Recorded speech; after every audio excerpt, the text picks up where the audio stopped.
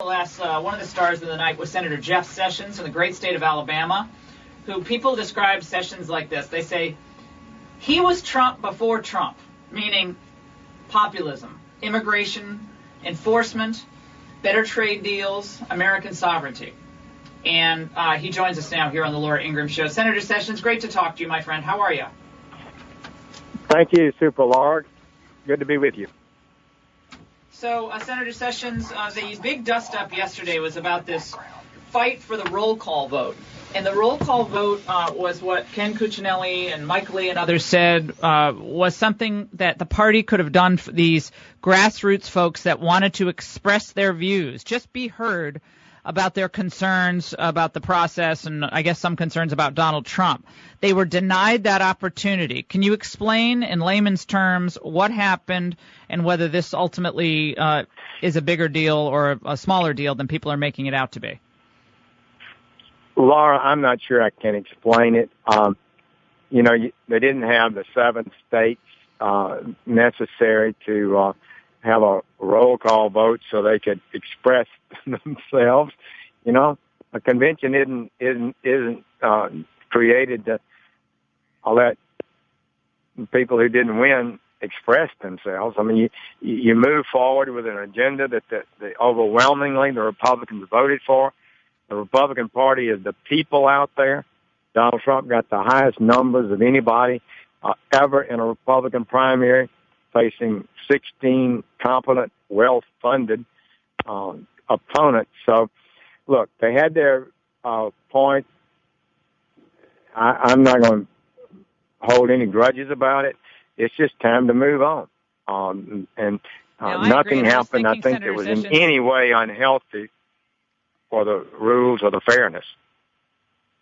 I saw Ken Cuccinelli he was like a 9-year-old. He took his badge and he threw it on the ground. And did he stomp on it or he pounded on it? I don't know. I was like, what are we in 8th grade here? I mean, imagine if Trump had not won the primary, Senator Sessions, and imagine if his delegates showed up here in Cleveland and started waving their arms and screaming and claiming that, they're not getting their voices heard and that Jeb Bush or Marco Rubio, whoever won the nomination, they're not real Republicans. Can you imagine what both the media and the nominees' delegates would be saying? I mean, they would be screaming sour grapes and they would be basically shutting them down.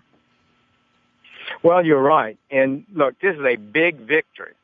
Donald Trump had a big victory. He didn't. It wasn't a razor-thin election in the end, and so we've got a candidate who's reaching out beyond even the base Republican vote, which we've got to do. He's reaching independents and Democrats, and that's going to put us over 50%. It gives us the opportunity to win this election. I just left the Pennsylvania delegation. They are so pumped. They're confident that Trump will carry Pennsylvania, which hasn't been done by a Republican since 1988. That would portend a nationwide victory. I was thinking about Senator Sessions is the last time the Republicans had their convention here, I believe it was 1936 in Ohio. And yet the sitting governor of this state doesn't bother to show up. He goes to the NAACP and gives a speech, which is fine, and he tweeted out how honored he was to be speaking there, but not so much as a welcoming video message from John Kasich. If you saw Kasich today on the street, what would you say to him? We need everybody back on board. Does he not understand the humongous cavern of difference between what Hillary Clinton would do and what Donald Trump is committed to doing and has been fighting for? I mean, she's for more government, more taxes, more regulation, more spending, more debt. That's the Democratic progressive agenda. That's all it is, Laura. It will never, ever work. They're globalists. They're politically correct to an absurd degree. And we need a fresh approach to America. We need good judges appointed to the court. We need a president who will sign, not veto, a override or repeal of Obamacare. There's so many huge issues in this election that it's just, at some point you have to quit nursing your wounds and get on board. Well, you're a lot more charitable than I would be if I saw him. Actually, I was on a plane yesterday.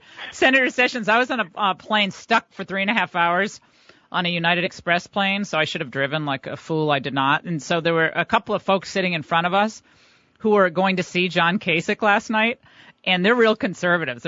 I'm not going to say who they are, big deal people. And he turned around and he said, "Any message you want to relay to John Kasich for me?" And I said to him, "Yes, it is. You should be ashamed of yourself. Put yourself and put your country ahead of your own personal hurt and petulance. Put your country first. Do what the framers did." And I said, Could you tell him that? He said, "All of that?" I said, "Absolutely. Tell him every single thing I just said to you." And he said he was going to tell him. So there we go.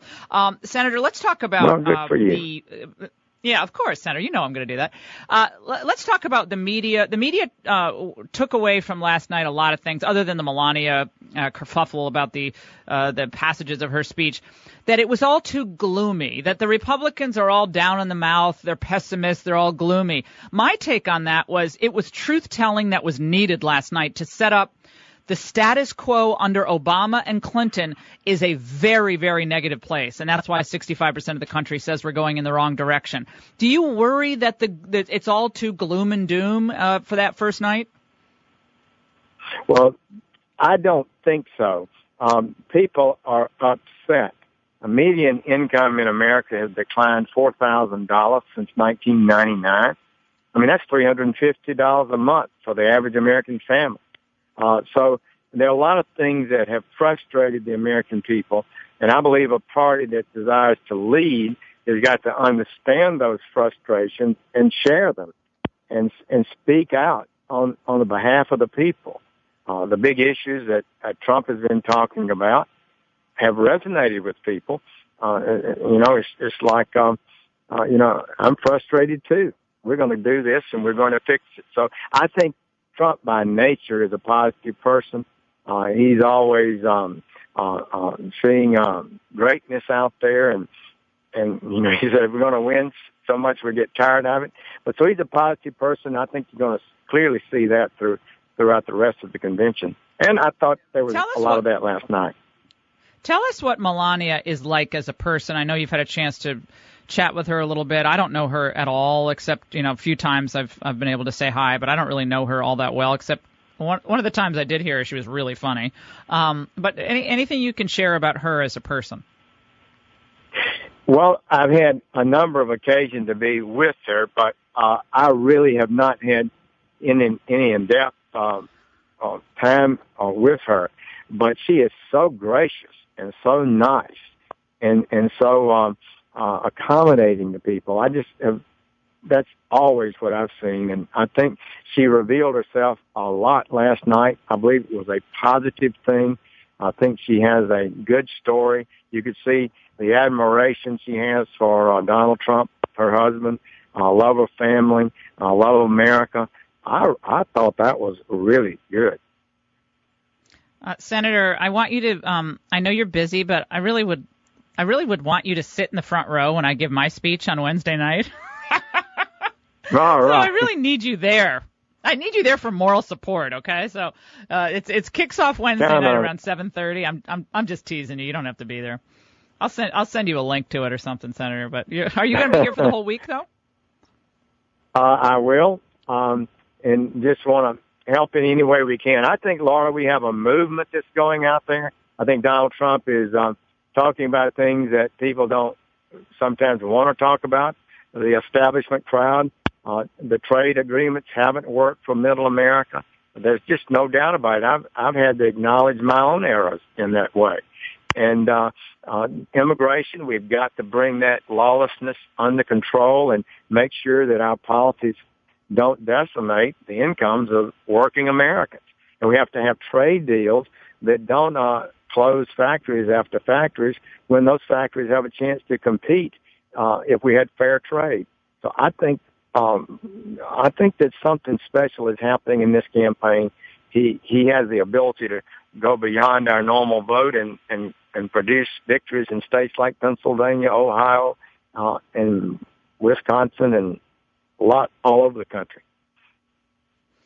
Senator Jeff Sessions, before we let you go, we heard got wind of the fact that there's an underground mini convention going on here in Cleveland, and it's being attended by strategists and 2016 losers and 2020 hopefuls, a lot of the consultancy class, some of the candidates plotting the future of the RNC, the Republican Party, post-Trump loss, which they have already assumed is going to happen. This was reported today in Politico. Your thoughts on that? That is so pathetic. If that's happening, I hope it's not. But look, they can do what they want to. Donald Trump is going to win. And he's going to win because he's not listening to the establishment Republicans and these consultants who've led us to defeat when we should not have lost these last two elections. Republicans should have won them. If they'd been listening to the American people and their legitimate concerns and pleas to Washington and responded to them, we wouldn't have lost them. So I'm not at all impressed with these geniuses. The shadow convention for the GOP's future. I think we've actually had. Yeah, we've seen the GOP future, and we don't like it as they designed it. So this whole thing was already litigated. It's called the 2016 primary season, my friends. Senator Jeff Sessions, you were treated like a total rock star last night, and I would have preferred that you actually had your shadow on that big screen, and you just showed up with your shadow, and that would have been just as important for me to see as to have old Trump out there in the shadow. But you walked on just like a regular person. So we love you. Thanks so much, Senator Sessions. We really appreciate it. Great, thank you, Laura.